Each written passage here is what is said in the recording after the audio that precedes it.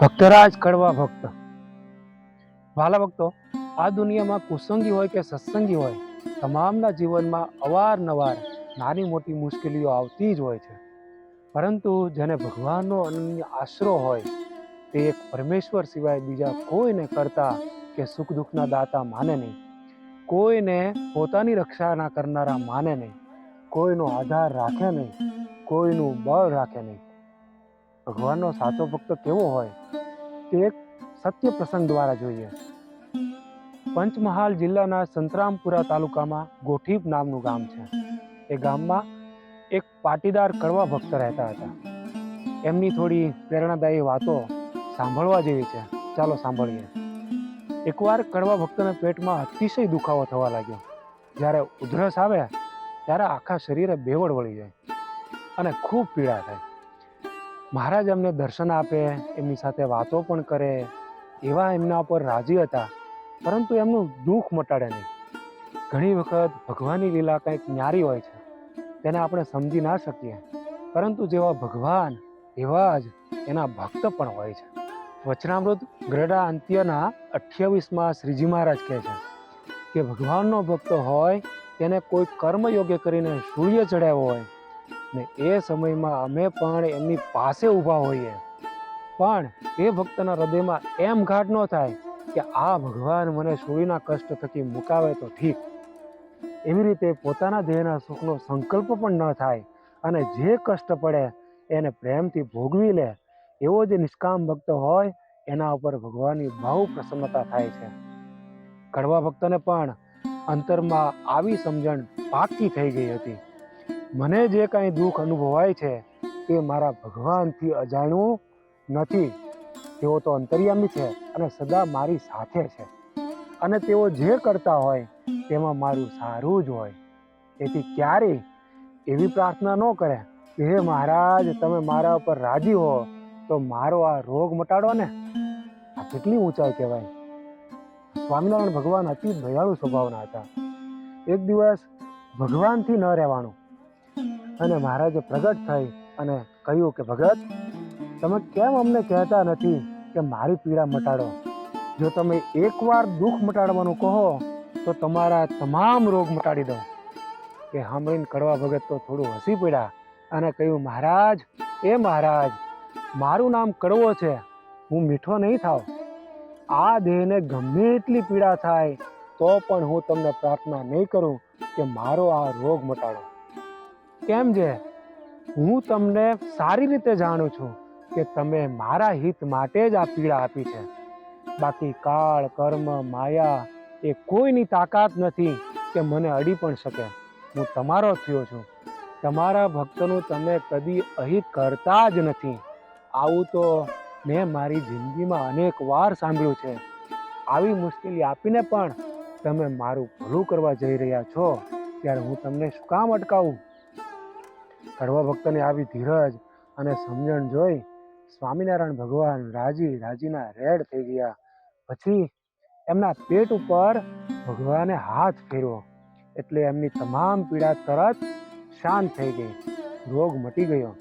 પછી મહારાજ કહે, હે ભક્તરાજ, તમે તો મને પ્રાણ થકી પણ અધિક વાલા છો.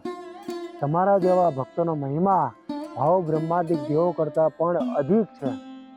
તમારે આવું 6 મહિના સુધી દુઃખ ભોગવવાનું હતું, પરંતુ હવે તમે જીવશો ત્યાં સુધી કોઈ દુઃખ નહીં આવે.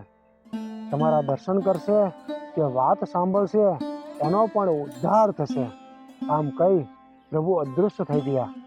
વાલા ભક્તો, આ વાતને થોડી વાર શાંતિથી વિચારીએ કે આપણા જીવનમાં પણ સુખ દુઃખના દિવસોમાં આવી કોઈ શારીરિક માનસિક મુશ્કેલીઓ આવે, એવા સમયે આપણે શું વિચારીએ છીએ?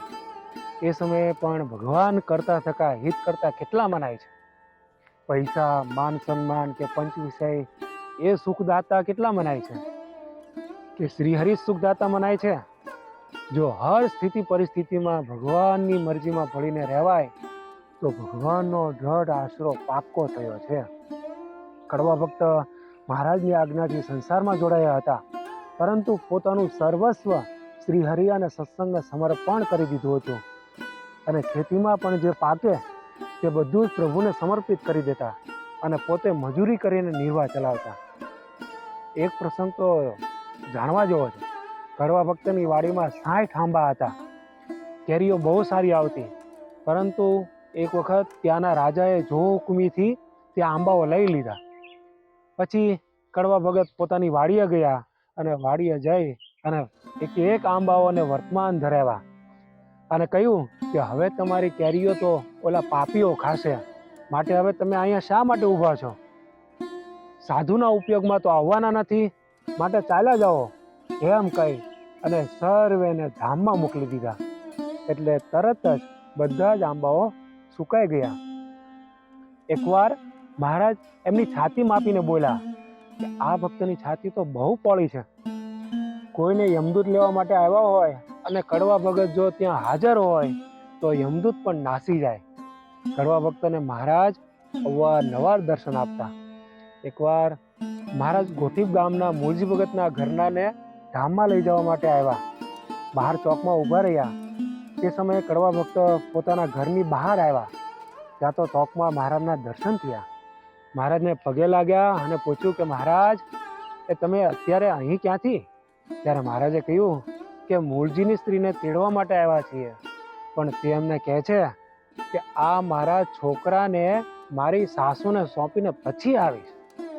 તે સાંભળીને કડવા ભગત તરત તે બાઈ પાસે ગયા અને કહ્યું કે તમે મહારાજ સાથે જાઓ ને, મહારાજ તમારા માટે કેટલી વાર ખોટી થાય, હું તમારા ગોવિંદાને તમારી સાસુને સોંપી દઈશ.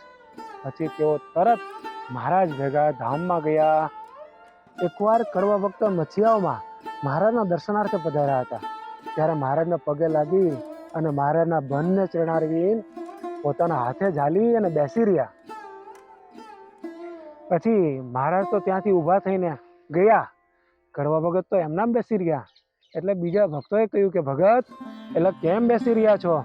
ત્યારે એમણે કહ્યું કે હું મહારાજના ચરણારવિંદને ઝાલી રહ્યો છું, એ મહારાજ તો આ બેઠા. એમ તેઓ સદાય મહારાજને દેખતા હતા. વાલા ભક્તો, આવી સ્થિતિ તો ભગવત કૃપાથી થાય, માટે ઈષ્ટદેવ પરમ કૃપાળુ શ્રી સ્વામિનારાયણ ભગવાનને આપણા ઉપર પણ એવો રાજીપો થાય, એ માટે એમનો અચળ આશરો અને વિશ્વાસ રાખીને ભજા કરીએ, એમનું સ્મરણ કર્યા કરીએ અને એમની આજ્ઞાઓનું દ્રઢપણે પાલન કરીએ. જય સ્વામિનારાયણ.